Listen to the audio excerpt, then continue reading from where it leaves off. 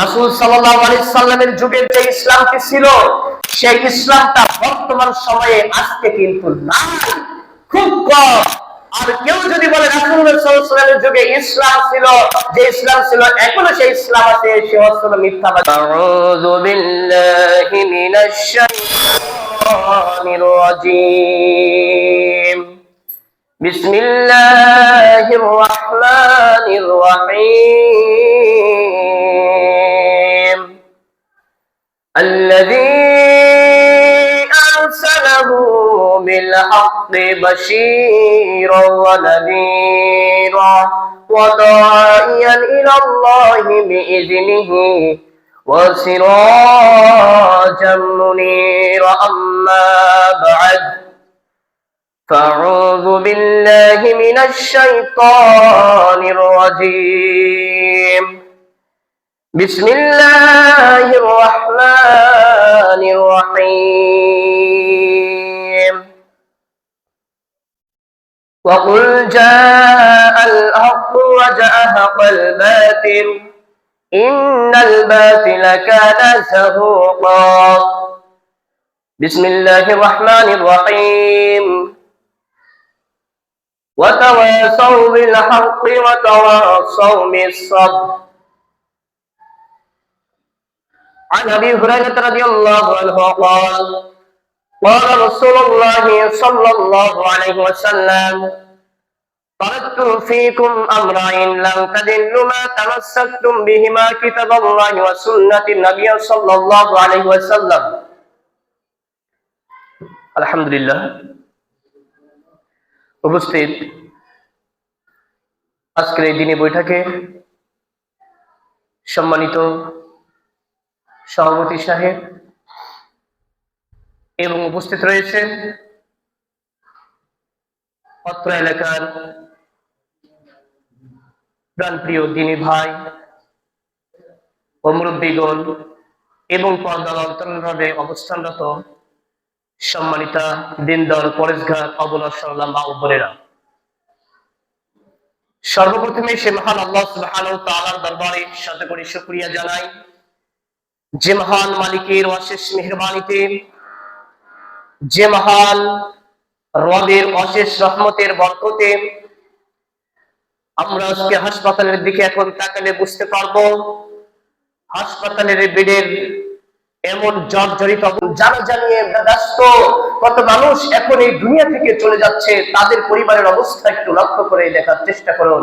এরই মধ্যে যে আল্লাহ সুবহানাহু ওয়া তাআলা আপনাকে আমাকে দুনিয়ার সকল বালা মুসিবত থেকে যে আল্লাহ সুবহানাহু ওয়া তাআলা রক্ষা করছেন, যে মহান আল্লাহ সুবহানাহু ওয়া তাআলা আপনাকে আমাকে গাড়ির যাত্রী না বানিয়ে, পথের পথিক না বানিয়ে, যে আল্লাহ সুবহানাহু ওয়া তাআলা দুনিয়াবী জীবনের সকল ব্যস্ততাকে উপেক্ষা করে এমন একটি দিনে মজলিসে এসে পবিত্র কোরআন এবং বিশুদ্ধ হাদিসের বাণী যে আল্লাহ সুবহানাহু ওয়া তাআলা আপনাকে আমাকে শোনার তৌফিক দান করেছেন, সেই মহান রবের নিকট আমরা সকলেই অন্তরের অন্তরস্থল থেকে শুকরিয়া জানাই। সকলে বলি আলহামদুলিল্লাহ। দ্রুত সালাম শান্তির ধারা বর্ষিত হতে থাকুক সেই নবীর প্রতি, যে নবীর আদর্শকে বাস্তবায়ন করাই আমাদের একান্ত প্রচেষ্টা, যে নবীর আগমনের পূর্বে প্রতিটি অলিতে গলিতে মারামারি কাটাকাটি হানাহানি রক্তই রঞ্জিত ছিল, যে নবীর আগমনের পূর্বে প্রতিটি অলিতে গলিতে জিনা ব্যভিচারে লিপ্ত ছিল, যে নবীর 23 বছর বৈপ্লবিক সাধনায় আজকে পশু সমতুল্য মানুষ পরশের সমতুল্য হতে পেরেছেন, যার মতো মহামানব কিয়ামত দায়িকাল পর্যন্ত আর এই ভূপৃষ্ঠে আগমন করবেন না, সেই শাফায়েতের কান্ডারি সাইয়্যিদুল কাওনাইন সাইয়্যিদুল মুরসালিন খাতামান নবীন কিবলাতাইন হিজ্জাতাইন আহমদ মুস্তাফা মুহাম্মদ রাসূলুল্লাহ সাল্লাল্লাহু আলাইহি ওয়াসাল্লাম। আমরা সকলে সংক্ষিপ্তভাবে দরুদ পাঠ করে বলি আল্লাহুম্মা সাল্লি আলাইহি আল্লাহুম্মা বারিক আলাইহি।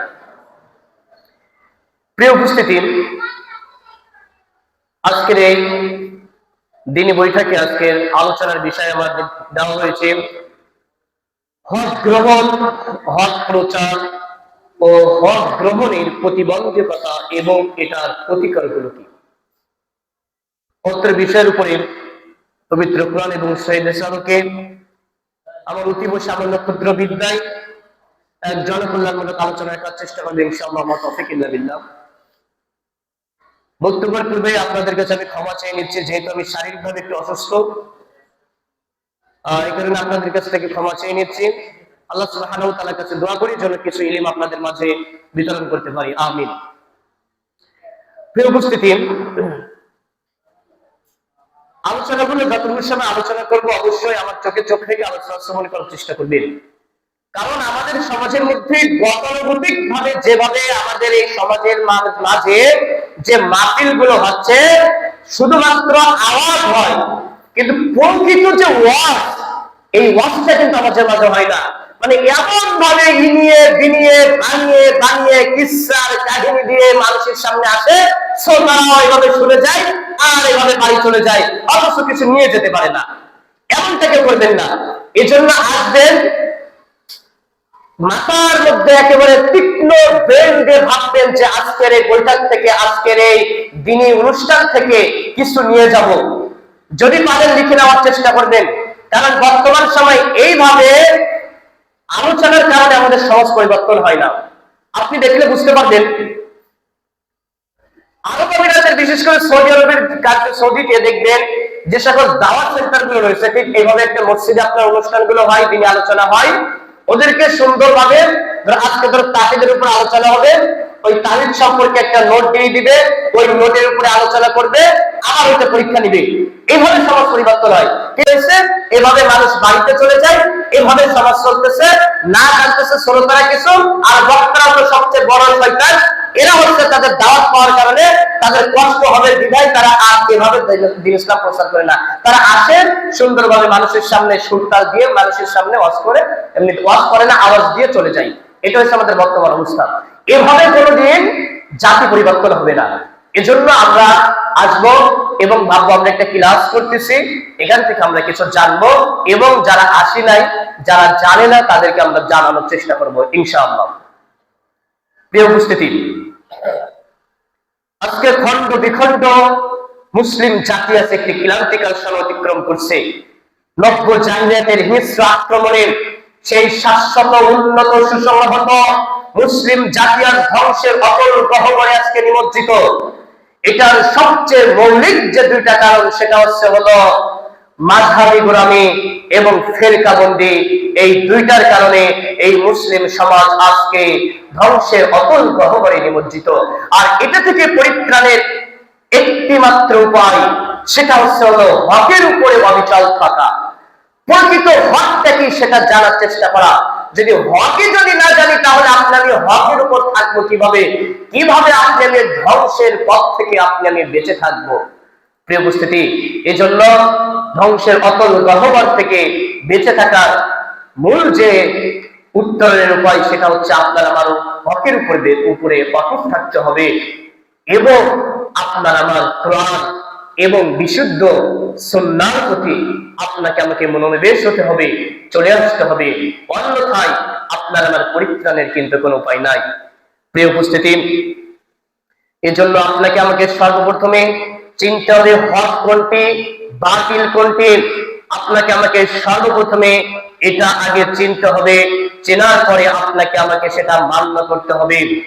আর যদি এটা আমি যদি না চেনার চেষ্টা করি, না জানার চেষ্টা করি, তাহলে আপনার আমার জীবনটাই কিন্তু বৃথা হয়ে যাবে। মহান আল্লাহ সুবহানাহু ওয়া তাআলা মহান কোরআনের মধ্যে বলেন, ফাসআলু আহলা যিকরি ইন কুনতুম তা'লামুন, তোমরা জানো প্রমাণ সহকারে, জাগ্রত জ্ঞান সহকারে তোমরা জানার চেষ্টা করো। মহান আল্লাহ আরো বলেন, বিল বাইনাতি ওয়াজ জুবুর, তোমরা প্রমাণ সহকারে জানার চেষ্টা করো। কি জানার চেষ্টা করতে হবে? আল্লাহ সুবহানাহু ওয়া তাআলা যে ইসলাম দিয়েছেন, যে দ্বীন দিয়েছেন, এই দ্বীনকে আপনাকে আমাকে জানার চেষ্টা করতে হবে। কারণ আপনি আমি আজকে যে ক্ষতির মধ্যে নিমজ্জিত, সমাজ যে অতল গহ্বরে চলে যাচ্ছে ধ্বংসের, আজকে আপনি আমি কোরআন সুন্নাহ থেকে বিমুখ হওয়ার কারণ এই বিষয়ে আল্লাহ নবী সাল্লাল্লাহু আলাইহি ওয়াসাল্লাম বলছেন যে তারাকতু ফীকুম আমরাইন লান তাদিল্লু মা তামাসসাকতুম বিহিমা কিতাবাল্লাহি ওয়া সুন্নাতি ওয়ার রাসূল। আল্লাহর নবী বলছেন যে তারাকতু ফীকুম আমরাইন, আমি তোমাদের মাঝে এমন বিষয় দুটো ছেড়ে দিচ্ছি, লান তাদিল্লু মা তামাসসাকতুম, যে দুইটা জিনিস তোমরা যদি আঁকড়ে ধরো কখনো তোমরা পথভ্রষ্ট হবে না, কখনো তোমরা পথভ্রষ্ট হবে না। ওই দুইটা জিনিস যদি তোমরা দৃঢ়ভাবে শক্তভাবে, মুহাদ্দিসগণ ব্যাখ্যা করছেন যে দুইটা মারি দাঁতে আমরা যেভাবে আঁকড়ে ধরি, মারির দাঁতের মতো করে যদি আঁকড়ে ধরতে পারি, তাহলে আপনি আমি কখনো পথভ্রষ্ট হব না। প্রিয় উপস্থিতি, সেই দুইটা জিনিস হলো কোরআন এবং হাদিস। দুঃখজনক হলেও সত্য, এই কোরআন এবং হাদিসের মধ্যে আজকে আমরা বিভিন্ন ভাবে আমাদের সমাজের কথিত আলেম ওলামারা বিভিন্ন ভাবে ব্যাখ্যা করে রাসূল সাল্লাল্লাহু আলাইহি সাল্লামের যুগে যে ইসলাম ছিল, সেই ইসলামটাকে আজকে দুনিয়া থেকে ধূলিসাৎ করে নতুন ভাবে সংযোজন করে আজকে ইসলামের নামে চালিয়ে দিচ্ছে। সেই কোরআন এবং সুন্নাহর পথে থাকলে যদি আপনি আমি পথভ্রষ্ট না হই, তাহলে আমরা সবাই তো দাবি করতেছি কোরআন সুন্নাহর পথে রয়েছি, অথচ আমাদের মাঝে আজকে কেন এত মতভেদ? আমাদের মাঝে আজকে এত মতভেদের কারণ কি? আপনাকে আমাকে এটা জানতে হবে। কারণ আমাদের সমাজের মাঝে যে মতভেদ দেখা যাচ্ছে, এ হুজুর একরকম বলতেছে আর এক হুজুর আরেক রকম বলতেছে, মানে এক একজন এক একটি বলতেছে। আমরা জনসাধারণ আজকে যাবো কোথায়? রাসূল সাল্লাল্লাহু আলাইহি সাল্লামের যুগের যে ইসলামটি ছিল, সেই ইসলামটা বর্তমান সময়ে আজকে কিন্তু নাই, খুব কম। আর কেউ যদি বলে রাসূলুল্লাহ সাল্লাল্লাহু আলাইহি ওয়াসাল্লামের যুগে ইসলাম ছিল, যে ইসলাম ছিল এখনো সেই ইসলাম আছে, সে হলো মিথ্যাবাদী। কারণ আমাদের সমাজ পূর্ব থেকে এভাবে চলে যাচ্ছে, রাসূলের যুগে যে ইসলাম ছিল সেই ইসলাম বর্তমান সময়ে নাই, খুবই নিতান্ত, খুবই কম। যখন সেই রাসূলের ইসলামটা আমাদের মাঝে প্রচার করা হয়, তখন আমাদের মাঝে নতুন নতুন মনে হয়। কারণ ওই যে পূর্ব থেকে আপনার আবার ভেবে আসা হয়েছে যে দিন তো এইভাবে চলতেছে, ইসলাম তো এইভাবে চলতেছে। মানে অবস্থা এমন হয়ে গেছে যে আমাদের সমাজের মধ্যে আজকে শুধুমাত্র এই যে টুপি, পাঞ্জাবি এবং দাড়ির শুধু মানে একেবারে অনেক মানুষ এগুলো করতেছে, এগুলোর মহড়া বাড়তেছে, কিন্তু দিন ইসলামের প্রকৃত জ্ঞান এটা আমাদের মাঝে বাড়তেছে না। এমন হয়ে গেছে যে জামাই তালি মারতে মারতে এমন অবস্থা হয়ে গেছে যে আসল জামার কাপড় কোনটা সেটা আজকে চেনা যাচ্ছে না। প্রিয় উপস্থিতি, আমি বোঝাতে চাচ্ছি যেটা, এই যে জামা, এই যে কাপড়, এই কাপড়ে সেলাই করতে করতে তালি মারতে মারতে এমন ভাবে তালি মারা হয়েছে, এমন ভাবে সেলাই করা হয়েছে যে এই আসল কাপড় যে কোনটা এটাই চেনা যাচ্ছে না। মানে আমাদের মধ্যে ইসলামের মধ্যে এমন ভাবে সংযোজন করা হচ্ছে, এমন ভাবে বিয়োজন করা হচ্ছে, যেটা প্রকৃতভাবে রাসূলের যুগে যেটা ছিল এটাই এখন বুঝতে আজকে মুশকিল হয়ে যাচ্ছে। আর এটাই করেছে আমাদের সমাজের এই যে নামধারী যে সকল হুজুর যারা, কারণ এরা কোরআন যে পড়ছে, হাদিস যে পড়ছে, কি যে আছে কিছুই জানে না, কিছুই বুঝতে পারছে না, মানুষের সামনে বোঝানোর চেষ্টা করে না, যেভাবে এসেছে সেভাবে মানুষকে বোঝাচ্ছে। প্রিয় উপস্থিতি, এই জন্য আপনাকে আমাকে যে কথা বলছিলাম, আপনাকে আমাকে হক গ্রহণ করতে হবে, সত্যটা জানা জেনে বুঝে তারপরে আপনাকে আমাকে হক গ্রহণ করতে হবে। আলোচনার যে পয়েন্টগুলো বলার চেষ্টা করবো মনে রাখার চেষ্টা করবেন এবং নোট করে নেওয়ার চেষ্টা করবেন। একটি জিনিস লক্ষ্য করার চেষ্টা করুন, আলোচনার প্রথম যে অংশ যেটুকু আপনাদেরকে বলবো, আমরা যে জিনিসটা আমরা আগে জানার চেষ্টা করব, সেই জিনিস যেটা জানবো সেটা প্রমাণ সহকারে জানবো। যে আমলটা করব সেই আমলের দলিল যাচাই বাছাই করব, তারপরে মানার চেষ্টা করব। পূর্বে যে আয়াতটি আমি তেলাওয়াত করছিলাম আপনাদের সামনে, বিল বায়িনাতি ওয়াদ যুবুর, তোমরা প্রমাণ সহকারে জানার চেষ্টা করো। আমরা এখানে যারা আছি সবাই অবগত আছি যে মহান আল্লাহ যেদিন কোরআন অবতীর্ণ করলেন, যেদিন মহানবী সাল্লাল্লাহু আলাইহি সাল্লামকে রাসূল হিসেবে স্বীকৃতি দিলেন, যেদিন মহাগ্রন্থ আল কোরআন অবতীর্ণ করলেন, সেদিন আল্লাহ সুবহানাহু ওয়া তাআলা কিন্তু বলেন নাই ওয়াকিমুস সালাহ, তোমরা সালাত কায়েম করো, ওয়াতুজ যাকাত, তোমরা যাকাত প্রদান করো। আল্লাহ সুবহানাহু ওয়া তাআলা বলেন নাই। আল্লাহ কি বলছিলেন? ইকরা, তোমরা পড়ো, বিসমি রাব্বিকাল্লাযী খলাক, আমার নামে পড়ো, যে প্রভু তোমাকে সৃষ্টি করেছে তার সম্পর্কে আগে জানো। আল্লাহকে জানতে বলেছে তার রব সম্পর্কে, আল্লাহকে বুঝতে বলছে তার রব সম্পর্কে। কে এই পৃথিবীর মালিক, কে তোমাকে সৃষ্টি করেছে, কিভাবে তোমাকে সৃষ্টি করেছে, এটা আগে জানতে হবে। দেখুন, আগে আপনাকে আমাকে তাওহীদের এই জ্ঞানকে আপনাকে আমাকে অর্জন করতে হবে যে আল্লাহ কিভাবে আপনাকে আমাকে পাঠিয়েছেন, আল্লাহর পরিচয় সম্পর্কে মাশাআল্লাহ এটুকু আমরা জানি। তারপরে এখানে কিন্তু কত বিভ্রান্তি। আল্লাহ সুবহানাহু ওয়া তাআলা কোরআনের একাধিক জায়গায় বলেছেন আর-রাহমানু আলাল আরশি ইসতাওয়া, আল্লাহ বলেছেন যে মহান আল্লাহ আরশের উপরে সমুন্নত। অথচ আপনি আমি আজকে আল্লাহ সুবহানাহু ওয়া তাআলা কোথায় আছেন আপনি আমি সুন্দরভাবে বানিয়ে দিচ্ছি তিনি নিরাকার। দেখুন কিভাবে কোরআনের আয়াতকে আপনি আমি অপব্যাখ্যা করতেছি। আল্লাহ নবী সাল্লাল্লাহু আলাইহি সাল্লাম একাধিকবার আল্লাহ নবীর ভাষা বাদ দিয়ে দিলাম, কোরআনের বহু জায়গায় আল্লাহ সুবহানাহু ওয়া তাআলা বলছেন যে আমার আকার রয়েছে, কান রয়েছে, চোখ রয়েছে। সূরা শূরার 11 নম্বরে আল্লাহ সুবহানাহু ওয়া তাআলা বলছেন লাইসা কামিসলিহি শাইয়ান, তবে আকার রয়েছে, নিজস্ব আকার রয়েছে, তবে সেটা তার মতো কার সাথে তুলনীয় নয়। আমি যেটা বোঝাতে চাচ্ছি সেটা হচ্ছে হলো, দেখুন এই যে আপনি আমি যে জানবো, এখানেও আমাদের সমাজের যে সকল কথিত হুজুর রয়েছে তারা এখানেও বিভ্রান্ত করে ফেলেছে। এখানেও তারা মানুষকে বিভ্রান্ত ভাবে মিথ্যা জিনিস আজকে মানুষের মাঝে বোঝাচ্ছে। তারা আজকে কি বলতেছে মুহাম্মদ সাল্লাল্লাহু আলাইহি সাল্লাম নূরের তৈরি। একাধিক জায়গায় আল্লাহ সুবহানাহু ওয়া তাআলা কোরআনের মধ্যে বলছেন মুহাম্মদ সাল্লাল্লাহু আলাইহি সাল্লামকে আমি নিজ হাতে সৃষ্টি করেছি এবং মাটির তৈরি।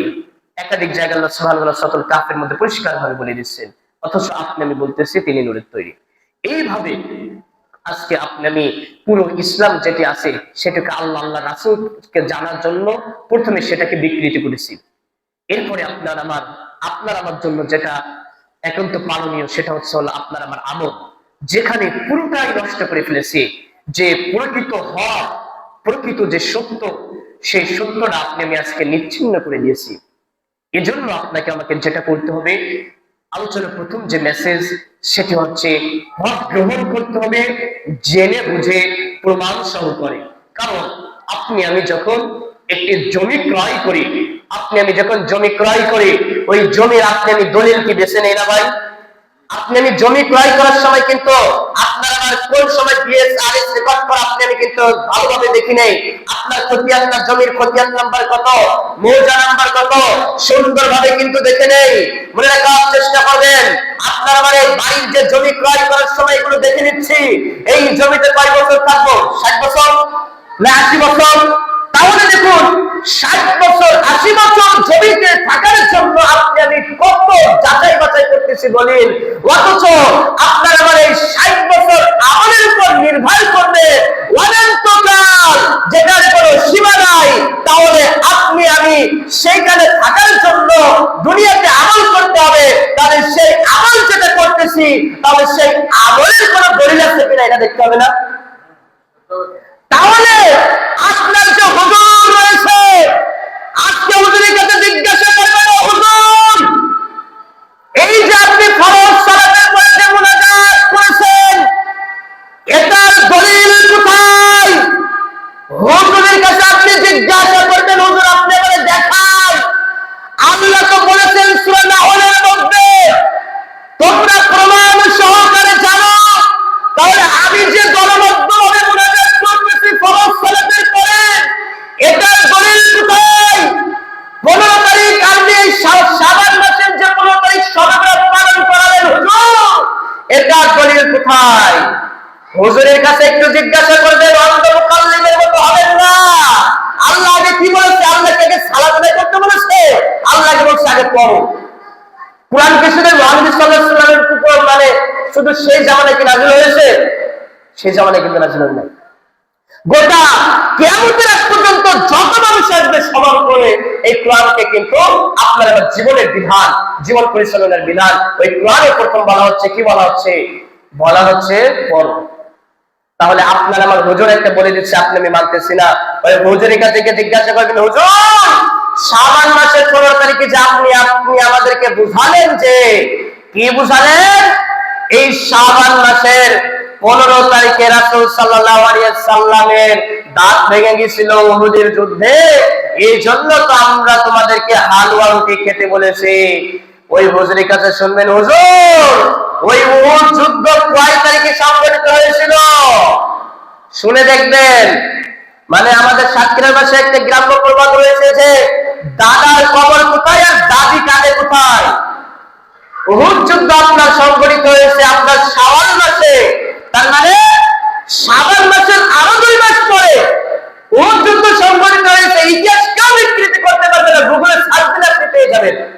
ওই হুজুরও জানে কিভাবে আমাদের কাজকে অন্ধের মধ্যে ভ্রষ্টতার মধ্যে নিমজ্জিত করছে। আপনারা একটু ভেবে দেখুন, ওই হুজুর তখন বলতেছে যে শাবান মাসের 15 তারিখে, অথচ স্পষ্ট ভাবে জানতে পারতেছে শাওয়াল মাসে আপনার আমার, কেউ বলেছেন 7 তারিখে, কেউ বলেছেন 13 তারিখে, এখানে মতদ্বন্দ্ব রয়েছে, কিন্তু স্পষ্ট ভাবে জানতে পারছি শাওয়াল মাসে উহুদ যুদ্ধ সংঘটিত হয়েছে। আর আমরা উহুদ যুদ্ধ হয়েছে শাওয়াল মাসে, আর আমরা ব্যাপার অনুভব প্রকাশ করতেছি শাবান মাসে। তবে কিভাবে মিথ্যা, একেবারে মিথ্যা হাদিস আপনার আমার সামনে ডেলিভারি করলো হুজুর। দেখুন, এইভাবে আমাদের সমাজের প্রত্যেকটা জায়গায় প্রত্যেকটা আমল এভাবে আমাদের মাঝে চলতেছে। এর জন্য হক, প্রকৃত হক কোনটি, এটা আপনাকে আমাকে জানার চেষ্টা করতে হবে। আমি যে কথা বলছিলাম, আপনাকে আমাকে জানতে হবে প্রমাণ সহকারে। কারণ ওই যে আমল করতেছি, ওই আমলের প্রমাণ না পেলে আপনার আমার আমল করে কোনো দাম আছে? আপনারা এই যে জমি ক্রয় করতেছি, জমির যদি দলিল না থাকে, ওই জমিকে আপনি আমি নিব? জমি নিব না। তাহলে হুজুর কেন আপনার আমার দলিল দিবে না? ওই দলিল না দিলে হুজুরকে আপনি তখন জিজ্ঞাসা করবেন। এজন্যই কিন্তু ওই কিয়ামতের পরে আল্লাহ সুবহানাহু ওয়া তাআলা এই জাহান্নামে বদল করবেন এই সকল হুজুরদের দ্বারা।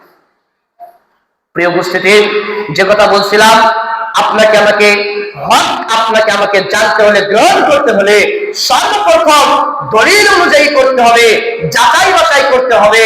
তাই যদি না করি তাহলে আপনার আমার ওই যে অন্ধ মুকাল্লিদের মতো আপনার আমার হয়ে যাবে।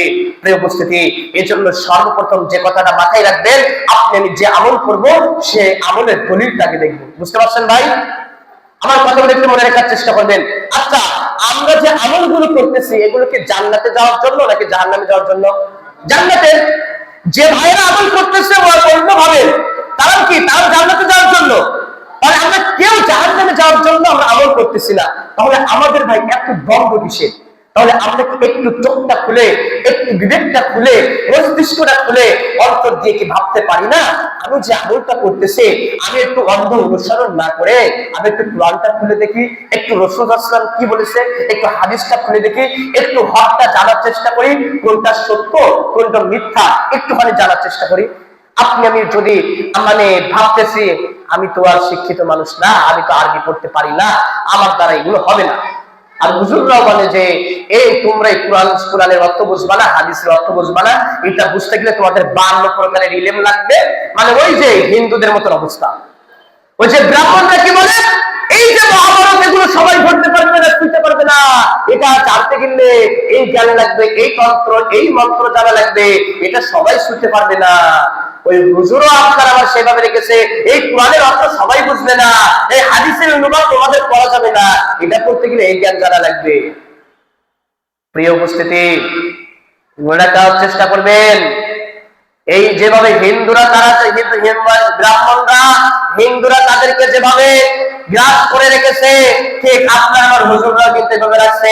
এই জন্য আপনি আমি যারা অন্তত মাতৃভাষা বাংলা জানি, এই বাংলাতেও এখন সকল হাদিস গ্রন্থের বঙ্গ অনুবাদ কিন্তু পাওয়া যাচ্ছে, কোরআনের অনুবাদ পাওয়া যাচ্ছে। আপনাকে আমাকে অন্তত বাংলা থেকে হলো আপনাকে আমাকে অনুবাদগুলো একটু যাচাই করে করতে হবে, কারণ জিজ্ঞাসা করা লাগবে কিন্তু আপনার। আল্লাহ সুবহানাহু ওয়া তাআলা কিন্তু আল্লাহ নবী সাল্লাল্লাহু আলাইহি ওয়াসাল্লাম বলেছেন, তাআলা ইলমুল ফায়দা আলা কুল্লি মুসলিমিন,